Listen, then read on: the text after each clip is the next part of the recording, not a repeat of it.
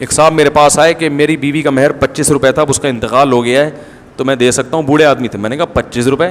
کہہ رہے ہیں یار 1948 میں شادی ہوئی تھی, 25 روپے کی بڑی ویلیو تھی. میں نے کہا اب اس تکلف کی کیا ضرورت ہے یار, خام خواہ میں مہر بھی دے دو گے اور آخرت میں سوال بھی نہیں ہوگا ہیں, تو اب نہیں دو تاکہ آخرت میں سوال تو ہو نا.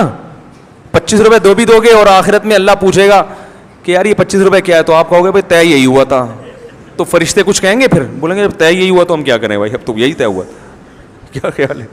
تو میں نے کہا چھوڑیں, اب نہیں دیں, تھوڑا سا چترول مترول بھی کھا لیں تاکہ بیوی تھوڑی سی خوش ہو جائے گی. تو 50 اچھی خاندانی لڑکیاں ہیں, مہر کیا ہے 50,000 20,000, لڑکا کما رہا ہے 2 لاکھ 3 لاکھ 4 لاکھ, مہر کیا رکھ رہا ہے؟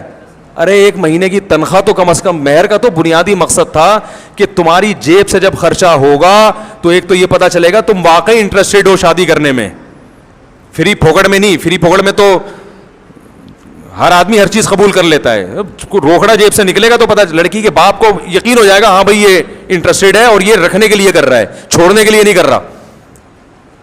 تو کم از کم 1 مہینے کی تنخواہ تو رکھو میرے بھائی, کم از کم, مرے سے مرا 1 مہینے کی تنخواہ تو دائیں بائیں ہلے نا, کچھ ہو گیا یار کچھ ہوا ہے. ایسے 25,000 روپے 1,500 روپے یہ مہر چل رہے ہیں مارکیٹ میں, اور لڑکی والے دے کے آ رہے ہیں 5 لاکھ کا جہیز, کم از کم غریبوں کی بات کر رہا ہوں میں. اور پھر جو الگ ساری زندگی سسرال سے دب کے رہنا, یعنی لڑکی والوں کا سسرال سے دب کے رہنا داماد سے, وہ داماد جوتے کی نوک پہ رکھ رہا ہوتا ہے.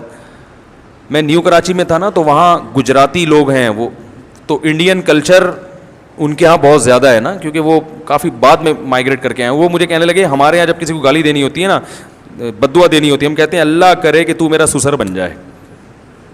میں نے کہا یہ کیا, یہ دعا ہے بددعا ہے؟ انہوں نے کہا یہ بددعا ہے. میں نے کہا کیوں کہہ رہے ہیں؟ جب سسر بن جائے گا نا تو پھر میں جو تجھے ستاؤں گا تو میں صرف ستانے کا آپشن میرے پاس ہوگا, تیرے پاس انتقام لینے کا آپشن نہیں ہوگا, کیونکہ تیری بیٹی میرے پاس ہے.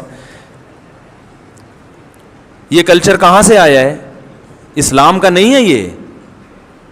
اس لیے کہ وہ بیچارے اتنے مجبور کہ ہم نے 5 لاکھ جہیز بھی دیا اور کم بخت اتنی مصیبت سے استخارے نکال کے اور پتہ نہیں کیا کرا کے یہ منوس معذرت کے ساتھ ہمیں ملا ہے. اب اگر اس نے طلاق دے دی تو پھر تو طلاق کا دھبا جب لگے گا تو 50,000 مہر کے بجائے اب کتنا ملے گا؟ 5,000. وہ بھی جب ہے جب کوئی اچھا رشتہ مل جائے, اور وہ پھر اس کو بھی کسی کو بیٹی کو پہنانا وہ بھی ہمارے لیے مصیبت. اور اگر کسی نے کر بھی لی تو ساری زندگی کے تو طلاق یافتہ تھی, پھر بھی میں نے کیا ہے. تو اس لیے میں کہتا ہوں میرے بھائی, یا تو غلط بنو تو پھر تمیز سے غلط چلو. جیسے گورے نے کیا کیا جب انہوں نے مذہب کو چھوڑا نا, یہ تو عیسائیت کی بھی یہی تعلیمات تھی جو اسلام کی ہیں.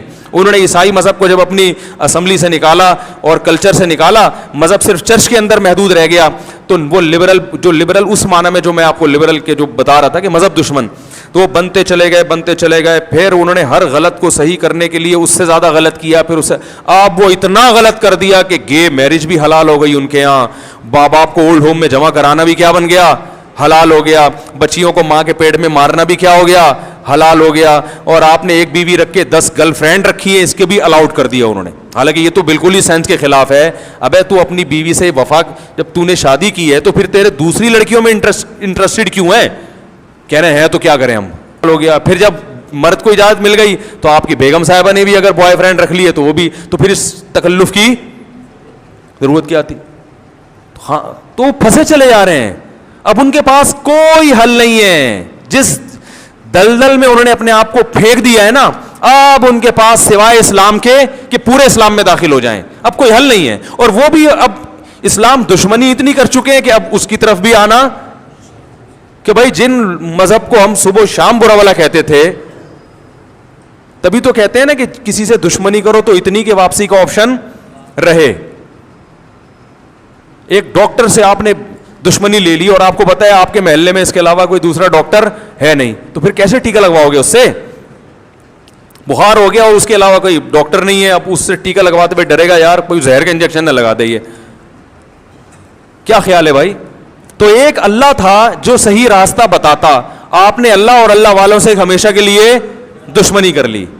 اس کو اپنی ڈکشنری سے نکال دیا, اپنی اسمبلی سے نکال دیا, چرچ تک محدود کر دیا, مسجدوں تک محدود کر دیا, تو پھر وہی ہوگا جو معاشرے میں ہو رہا ہے. پھر خودکشیاں ہوں گی, ڈپریشن کی گولیوں کا کاروبار عروج پہ ہوگا.